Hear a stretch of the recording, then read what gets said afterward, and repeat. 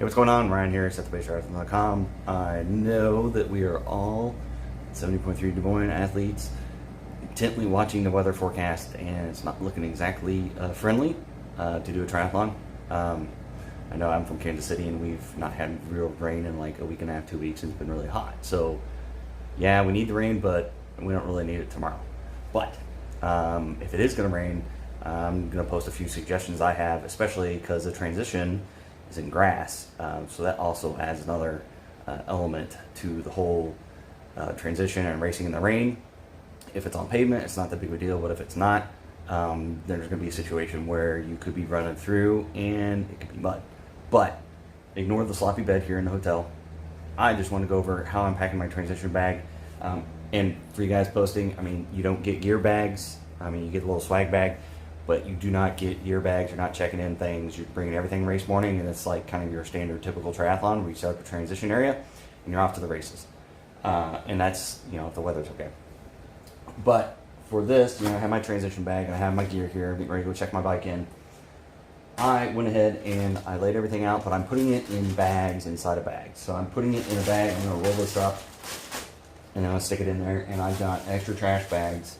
If you didn't bring it with you, there's like Hy-Vees, there's stores everywhere. You can go grab some real quick. Maybe at the hotel, they'll give you a trash bag or something big enough to fit my transition bag.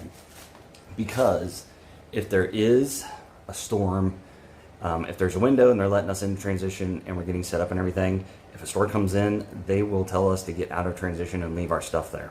It happened to me in Racine 2016, I think. We're all set up, and then a storm was rolling in on radar, so they told us all to get out and leave all our stuff there. So if you have your transition all set up, everything's going to be soaked. So what I'm going to do is I'm going to bring bags. So if they make us leave transition, I'm going to leave my stuff in my transition bag as long as possible. So if we have to leave transition for any length of time to wait for rain or storms or whatever, I'm going to put everything in a big bag so everything's not soaked by the time I get back to it. So that's kind of my recommendation as far as your transition stuff, and pack extra socks. Because if it does rain and that transition, if it starts raining at midnight and that transition is all wet and soggy, 2,500, 3,000 athletes running around in there, is going to get muddy. So bring extra pairs of socks. I've got about 4 pairs of socks I've stuck in here.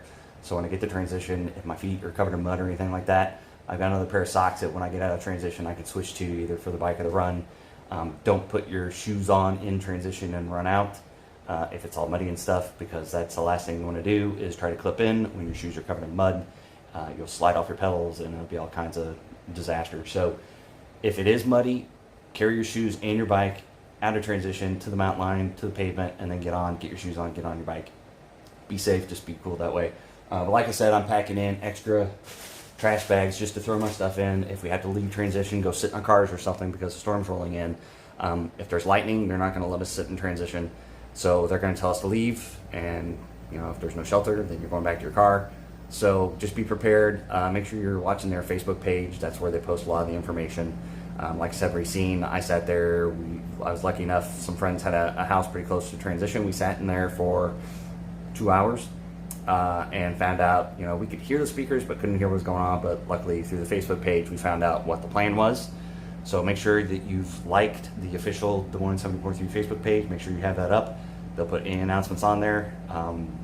Doubt it's going to come through email, but they'll put it on the Facebook page. So if they make us leave transition, they're going to make us leave our stuff until they figure out what the storm's going to do and what they're going to do. So if you just leave it there, it's going to be soaked. I'm just telling you that now. So I'm being prepared that if I have to leave our stuff in transition, it's not going to get super soaked. Especially if you want to change your clothes after the race. You leave it sit in your bag during the race. If it rains, it's going to be all wet and soaked and stuff. So the more bags, the merrier. Like I said, there's plenty of stores and stuff around that you can go and get trash bags or something like that. Or, maybe even the hotel you're staying at, if you can maybe wrangle a trash bag or something from them or something like that. So that would be super beneficial to keep your stuff dry. So that's one of my tips for the rain. Everybody's kind of worried about it, and rightfully so. So here's crossing our fingers that it's just rain, no lightning, and we can still have a race. So we'll see you guys tomorrow.